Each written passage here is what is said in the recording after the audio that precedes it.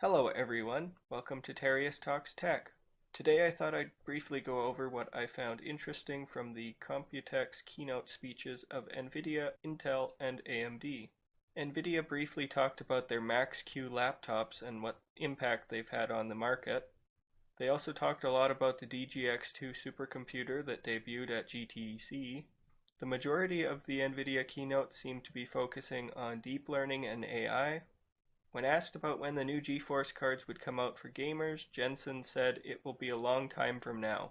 So this means it could potentially still be the late July, early August launch date. Intel demoed a 28-core CPU at their keynote speech. This CPU was running at 5 GHz, however this was thanks in no small part to the 1000 watt aquarium chiller that was cooling it.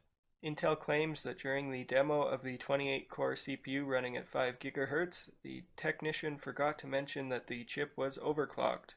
This resulted in quite a bit of confusion in the press, where people were claiming that the 28-core CPU was going to be running at 5 GHz stock.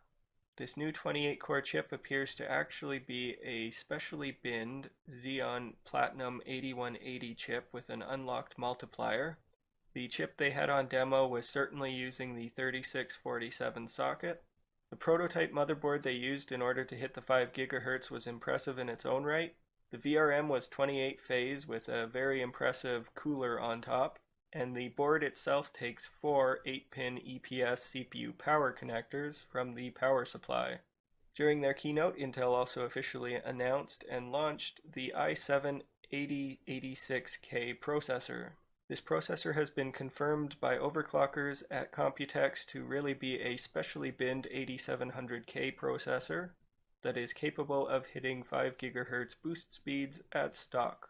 The MSRP is going to be $425 US. This price sets it substantially higher than the 8700K, which sits at $360 to $370 MSRP. It's also important to note that Intel is claiming that this is going to be a limited production run for the 8086K, though Intel hasn't officially announced how many of these chips they are going to be producing.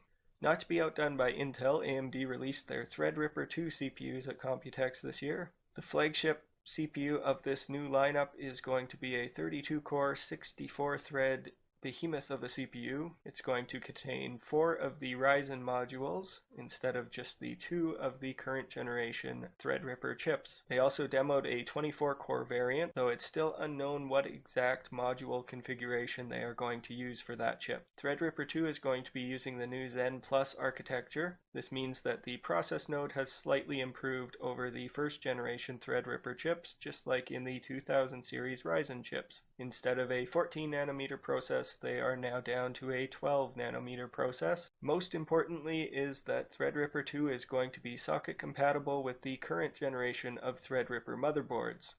This means that you won't have to upgrade the motherboard necessarily in order to run the new 32-core and 24-core CPUs.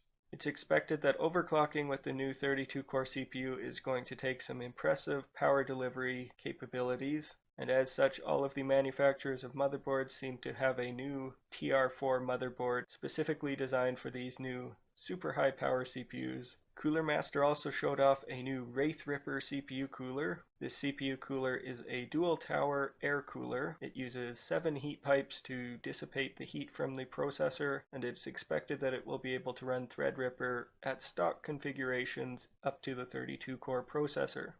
AMD also announced their new 7 nanometer EPYC CPUs.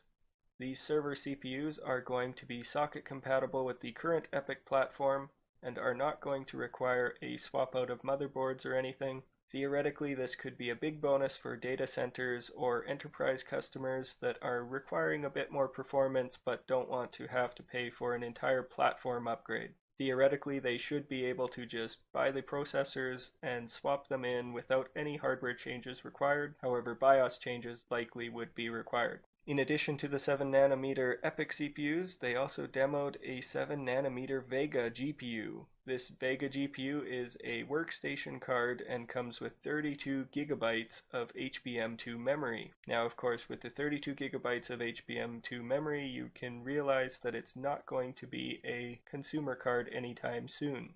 Alongside the Vega 7nm GPU, they also announced all of their new open source projects and initiatives, ranging from AI and deep learning all the way to video production and ray tracing. Finally, David Wang, Senior VP of Engineering at Radeon, said, "We are committed to bringing new products every year, consistently every year." They also did promise that 7nm GPUs would be coming to consumers. However, I personally wouldn't expect them anytime before mid-2019 at the earliest, but we'll just have to wait and see on that. Anyway, that has been my recap of what I found interesting from the Computex keynote speeches of Nvidia, Intel, and AMD. I hope you enjoyed this video. If you did enjoy this video, then be sure to give it a big thumbs up. If you have any questions or comments, leave them in the section below, or email them to me, or tweet them to me.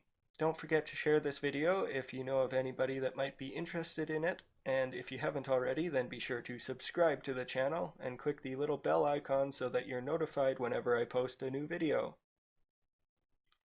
Thank you for watching. I hope you have a wonderful day.